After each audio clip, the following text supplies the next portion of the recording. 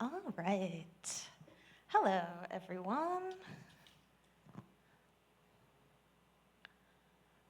All right, my name is Leona Flint. You can call me Leo for short.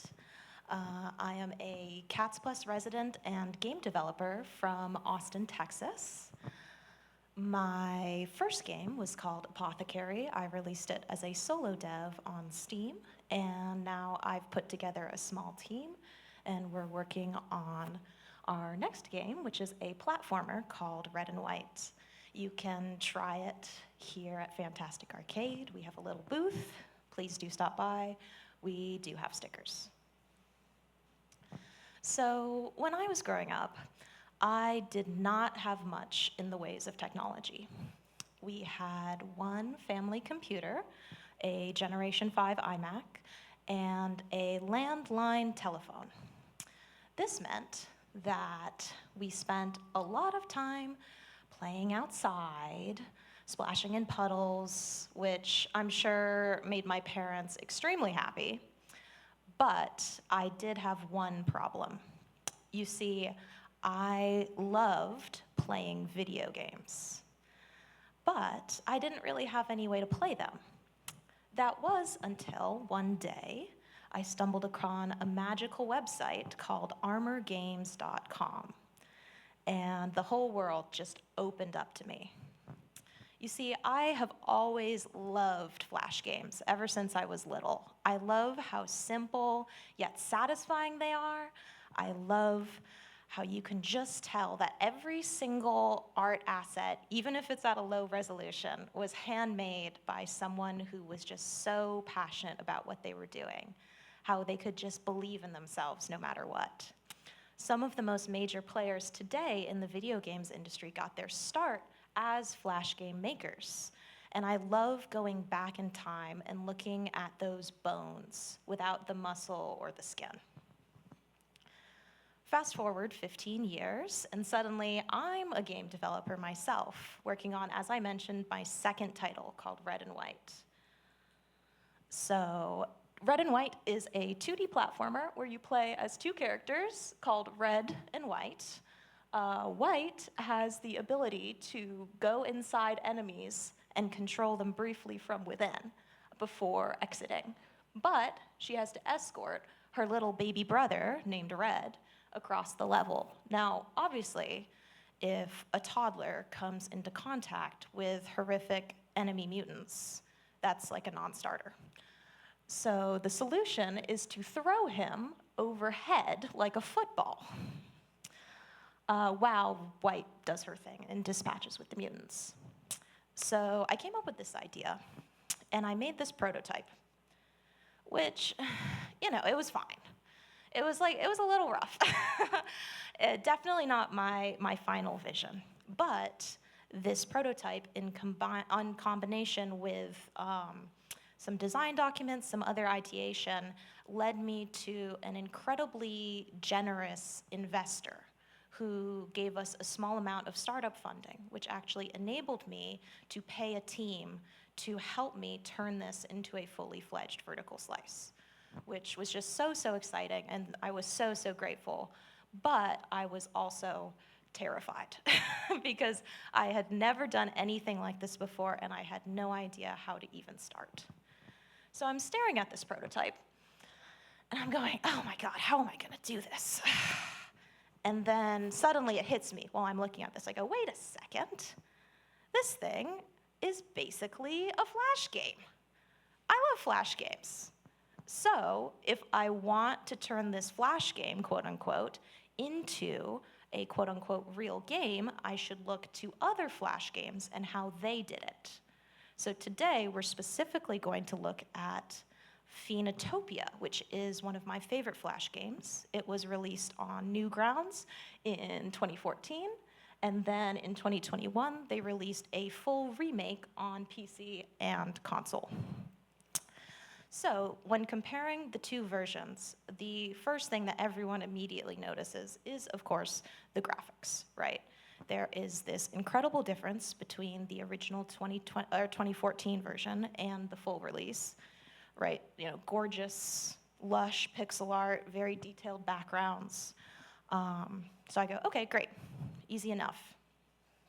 I will work with the incredibly talented Felix Colgrave and Zoe Medcraft of Wombat Studio to revamp my character designs and to produce some just absolutely gorgeous sprite animation.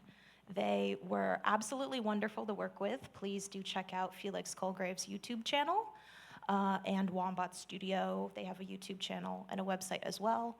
They were just an absolute joy to work with. Then let's look at the gameplay. So Phoenotopia is an action platformer, which means they have a combat system. And you can see when comparing the two games, the first one is right here, and then the second one, you can see they improved the attack speed. But if you look at this third image, which is these two overlaid, you can actually see that the second game reduced the weapon hitbox by a few pixels.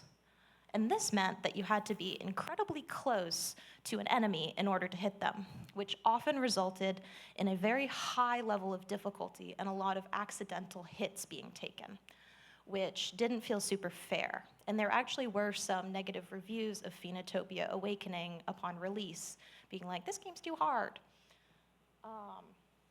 So when I'm looking at my own game, I was thinking, you know, there's a lot going on.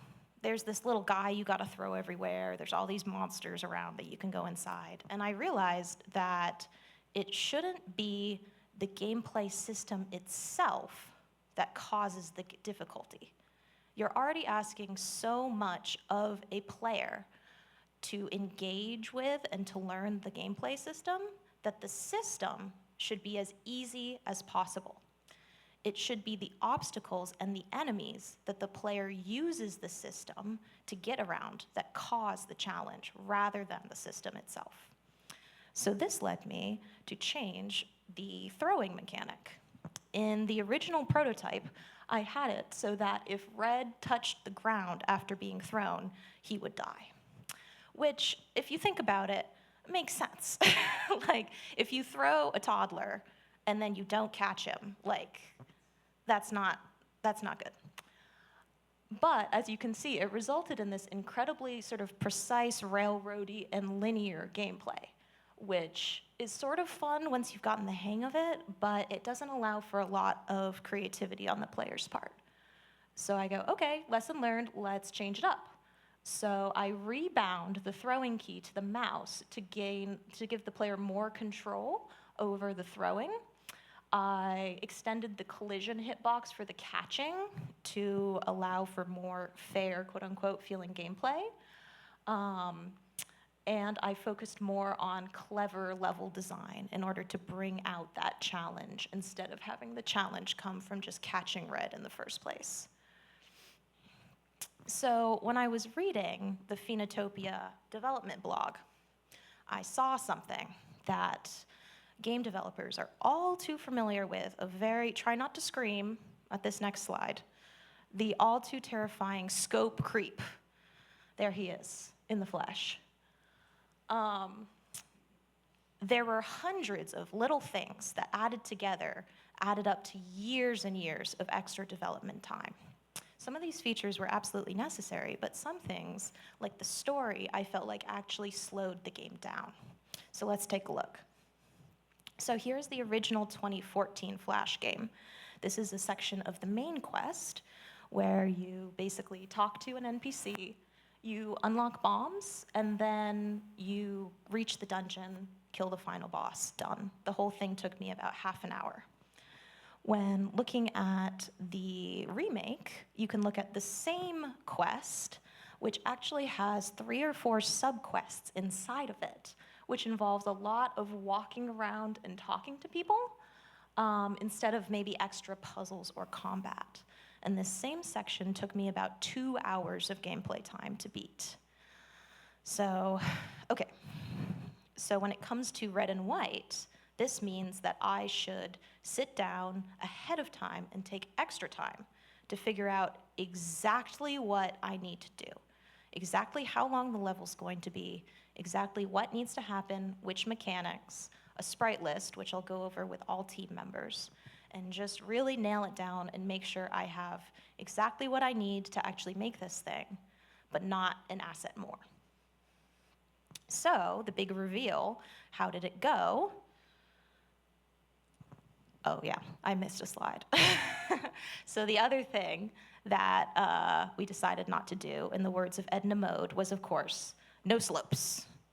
Because in the physics of throwing red around, those sorts of things will just like totally mess up the physics. And in the original Phoenotopia, the addition of slopes actually took like 6 months of development time. And if you look to a game like Hollow Knight, which actually doesn't have a single slope in it, they were still able to design a really interesting game and a lot of really engaging platforming without slopes. So I went, I don't need them. We're gonna do an Edna Mode here.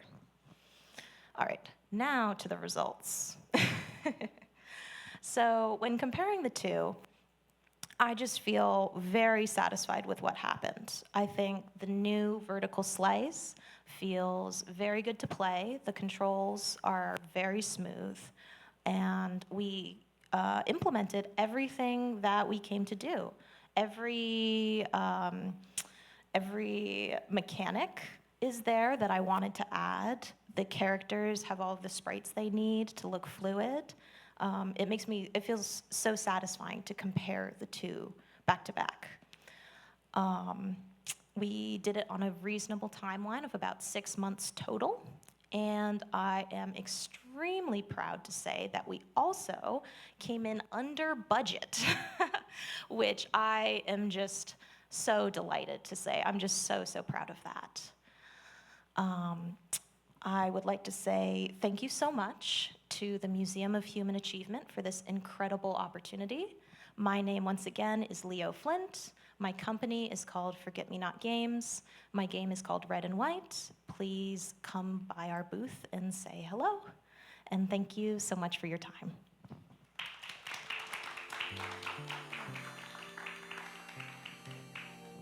Thank you, Leo. Wow, love even having the budget included in there. That helpful thing that you're not supposed to talk about at the dinner table. Love to see it. I think it's hard to know about that. All right, do we have...